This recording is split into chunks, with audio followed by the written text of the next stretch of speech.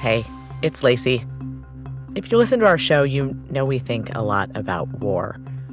It's this ever-present part of all of our lives, something the oldest of American millennials like me have never really lived without. And all that it takes to support those wars, the institutions, the money, the lives, those things color every part of our modern existence, from our access to healthcare and childcare to the quality of our water and air. But there's still a huge divide between those who fight and the rest of us. This divide makes militarization so much easier, so much sexier for all of us. And it can alienate our service members. They come home to a world that doesn't really get them at all. That's why this month we're passing the mic to 3 veterans to share their memories in their words. It's thanks to a new partnership with this news site called The Warhorse. You can check them out at thewarhorse.org if you haven't heard of them before. The site publishes real stories from veterans that look war in the eye, with all of the rough edges that come along with it. And one of those stories that really stuck with me, it's this one, from Bill Glose.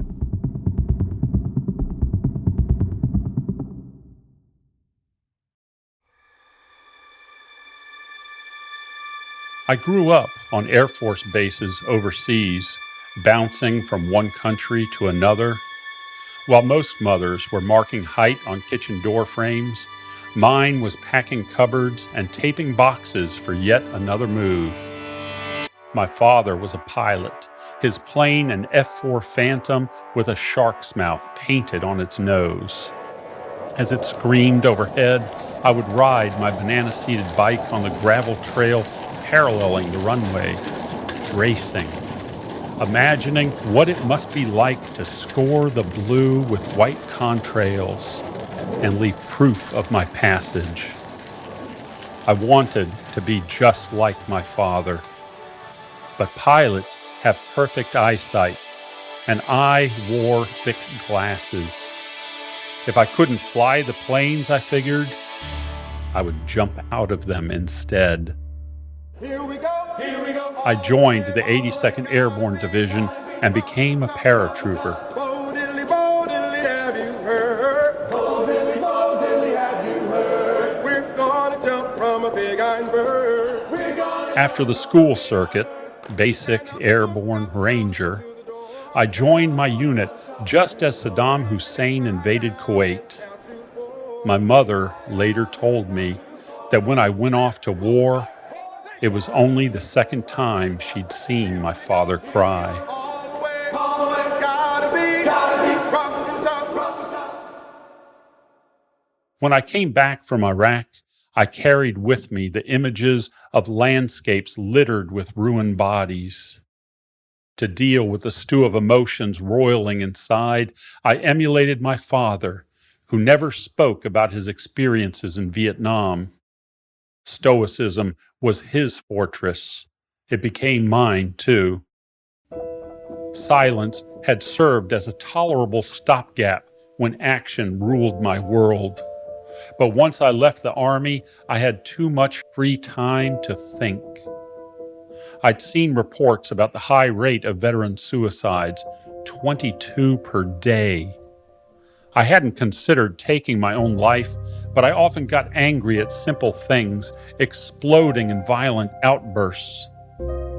A friend of mine, Nancy Powell, suggested I try filling the darkness inside me with something other than silence. She suggested I write a poem.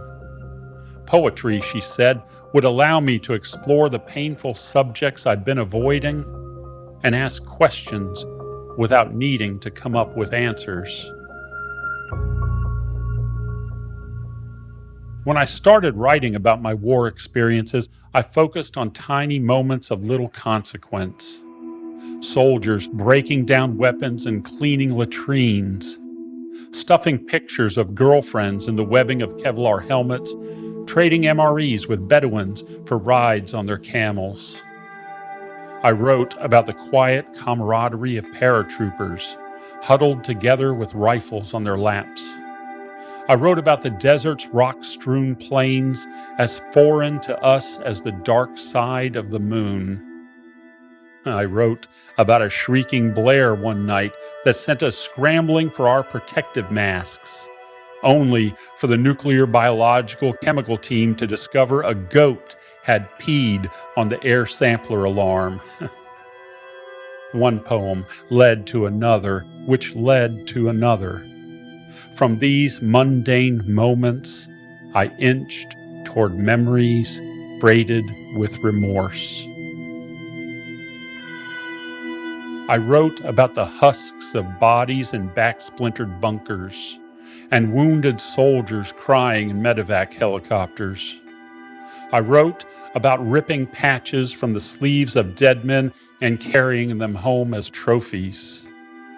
I wrote about the children we searched at gunpoint, the resignation in their eyes, the certitude that we would execute them. I rummaged through the fear, guilt, and shame I'd bottled up inside and found the exploration cathartic. For years, I shoved my scribbled work into drawers. Sometimes I'd revisit poems, read through them again, and do some editing. I was scared to let them out into the world.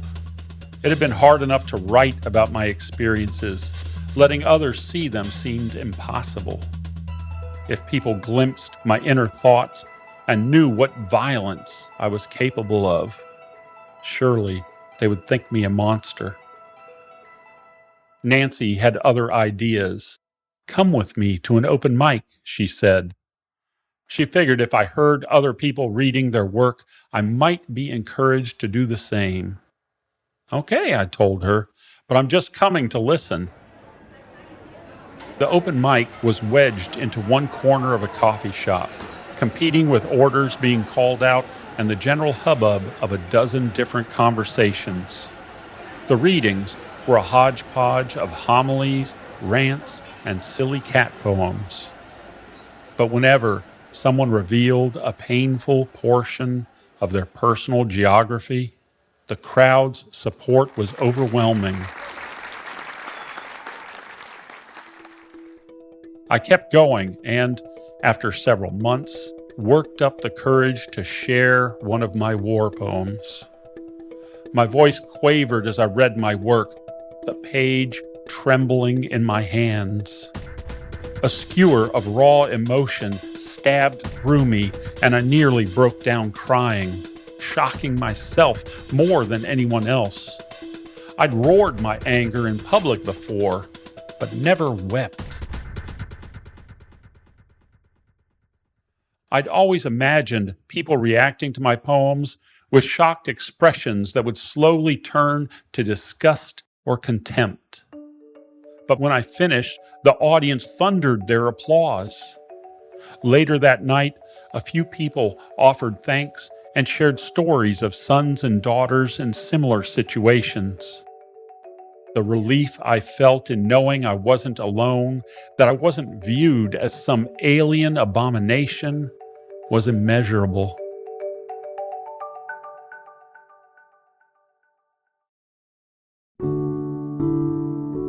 Far too long, I'd fretted over my past, allowing it to rule my present.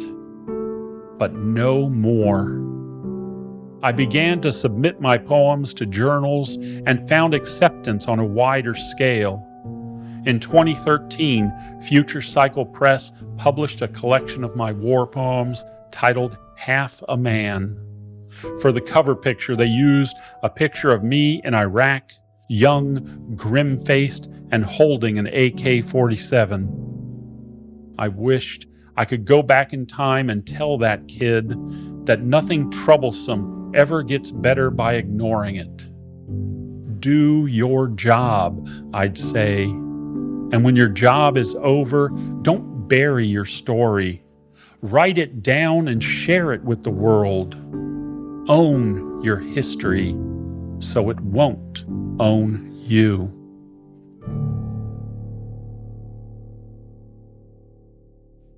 Bill Glose was a platoon leader in the Gulf War. Here's a poem he wrote called Alternate Histories. It was originally published in The Sun in 2016.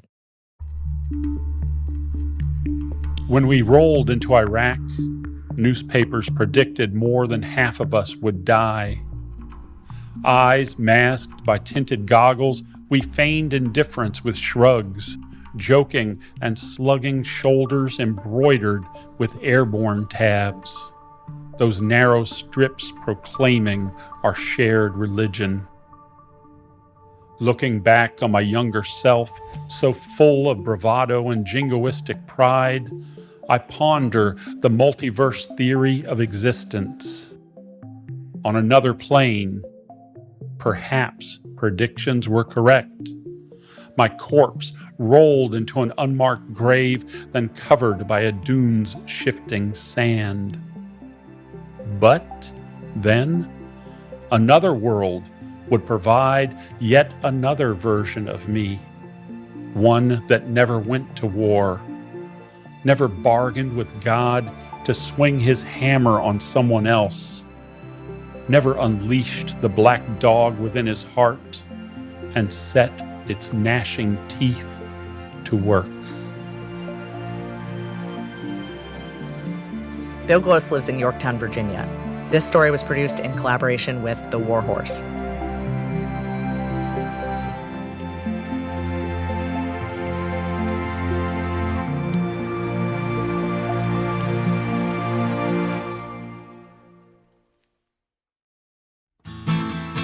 Things That Go Boom is distributed by Inkstick Media and PRX. If you listen a lot, you know that I don't normally do this, but if you like this show, I have an ask for you. Would you think about giving us a holiday donation? You can visit inkstickmedia.com/donate or text Go Boom, that's one word, Go Boom, to 44321. Also, Newsmatch will be matching all of the donations we get until the end of the year. That means you can double your impact. This story was produced by Katie Toth and me, with sound design and engineering by Robin Wise. The music for our show, as always, is written by Darian Schulman. Thank you to the supporters and the foundations that make this work possible. The Carnegie Corporation of New York and Plowshares Fund, as well as Inkstick's supporters, including the Cologne Foundation, Craig Newmark Philanthropies, Prospect Hill Foundation, and the Jubitz Family Foundation, as well as all of you. Thank you for listening, and happy holidays. I'm Lacey Healy.